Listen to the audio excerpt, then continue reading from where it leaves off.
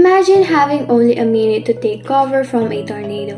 Are you prepared? Do you know what to do, where to go, and how to protect yourself and your family? Does your family know how to contact you if you are separated? What about after the tornado strikes? This video details what you should know and do before a tornado hits your area. During the event and the aftermath, having the basic knowledge of tornadoes, how to prepare for them, and the things to do during and after one hit can save your life. And our lesson objectives is to raise personal and public awareness, learn what to do before, during, and after tornadoes, learn how you can help to prevent such hazard or disaster. But first, do you know what is tornado? A tornado is a violent rotating column of air touching the ground, usually attached to the base of a thunderstorm. Tornadoes are nature's most violent storms, spawned from powerful thunderstorms. Tornadoes can cause fatalities and devastate a neighborhood in seconds.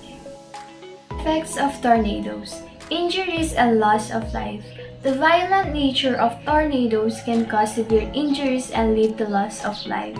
Statistically, tornadoes can cause 1,500 injuries each year. Economic loss. A tornado is so strong that it can destroy the whole house in seconds, rendering the family homeless and in financial limbo.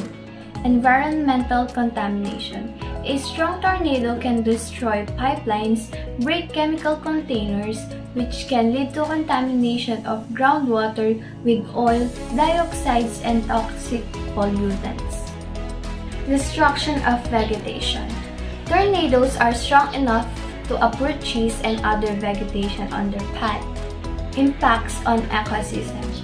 When a tornado uproots trees, sunlight penetrates the forest sections that were once covered, hence affecting the animal habitats. Psychological impacts. According to research finding by American Psychological Association, tornadoes can lead to long-term mental problems. Hi, I'm Michaella Palawar and this is things to do and know before a tornado strikes. Know the signs of a tornado, any strong rotation in the cloud base, whirling dust or debris on the ground, hail or heavy rain followed by a short period of calm, a loud roar. It is essential to know the difference between a tornado watch and a tornado warning. A tornado watch means that weather conditions are favorable for a tornado to occur. A tornado warning alerts the public that a funnel cloud or tornado is spotted. In the event of a tornado warning, you should tune to your local television channel and watch the reports to see if the tornado is in your area or coming in your direction. Don't wait until you spot the tornado. If your local news channel has issued a tornado warning, it's time to head for safety. Be prepared. Planning and preparation ahead of time will ensure that you have the supplies and information you need to get through the storm. Tornadoes often give only a minute's warning. Preparation and practice will allow you to get to safety immediately. Discuss a safety plan with your family. Be sure they know where to go in case of emergency weather conditions. Things to include in your plan are: emergency communication plan. In case there are family members away from home when the tornado strikes, you should have an idea to contact an out-of-state relative to let them know where you are. Be sure everyone knows the number. Emergency supply kit. You need to assemble your emergency supply kit and recheck at least once a year. You should include at least one flashlight with extra batteries, a portable radio, bottled water, good shoe for each family member if possible, and cash and credit cards. If space allows, a few canned goods and can opener are a good idea. It's essential that all family members know where the emergency supply kit is. Be sure to stress the importance of not trying to gather supply when they should be seeking safety. Practice. Have a drill at least once a year to ensure everyone knows what to do and where to go during a tornado. Review your emergency communication plan and meeting place. Have a meeting place. If you became separated from your family or there are family members who were not at home during the tornado, a predetermined meeting place will help in finding your loved ones. What to do and where to go during a tornado. Some areas are safer than others during a tornado. Seconds count. The list below describes the most sheltered areas to go to various locations. In a house. If you are in a house when a tornado strikes, the basement is the best and safest place to go. If there is not a basement, you should go to a room in the center of the house that has no windows, preferably under heavy furniture or in a bathtub. An inside hall or closet. You can also use cushions, pillows, or if time permits, mattress to cover yourself to prevent injury from flying debris. In a high rise, go to the lowest level possible. Interior halls or stairwells offer the most protection. Get into a crouch position and cover your head with your hands. If you have nothing else, do not use elevator during a tornado. If the electrical system goes out, you could stick in an elevator for hours. In a mobile home. Never stay in a mobile home. Many people feel safe in their mobile homes, but regardless of how to structure is secured, a tornado can twist a mobile home into shards in seconds. If there is no shelter nearby, lay flat in a ditch or low-lying area. Number 2. In shopping centers, school, hospital, and factories, go to the lowest level of the building or interior rooms. Stay away from glass and avoid auditoriums, cafeterias, or any place with a large span roof. Number 3. In a car. Never try to outrun a tornado. Get out of vehicle and take shelter in ditch or lying area.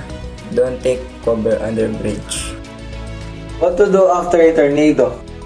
After a tornado, there are several things that you can do. One is, above all else, try to stay calm as much as possible.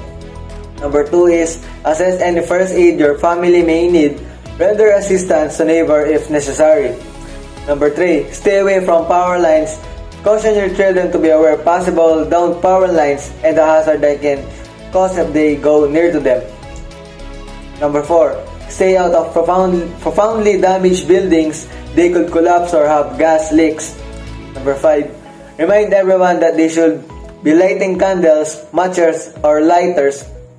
The risk of gas leak is considerable.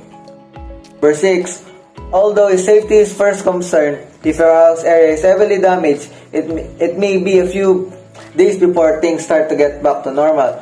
Remember to keep all your receipts so your insurance company can reimburse you. Number 7 is, go to the community shelter in your area. You will most likely need a place to stay, and your community center will be necessary supplies, equipment, help, and information you will need. Tornadoes can be devastating and life-altering disasters.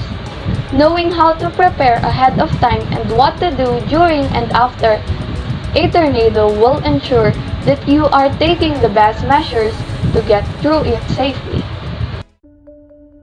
Here's how we can prevent such disasters.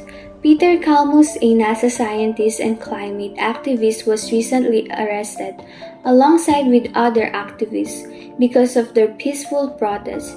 He said that we only got less than 3 years to do something about climate change before we will face catastrophic consequences of global warming, and that the government didn't take any action.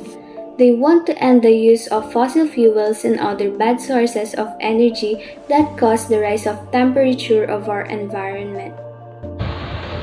We are clearly facing the consequences slowly, like how the number of cyclones recently increased, which caused a major impact to our country.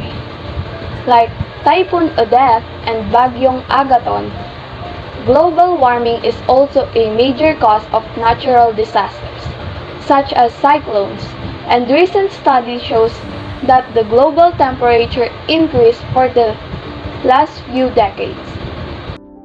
Sadly, most people don't even care and government doesn't listen.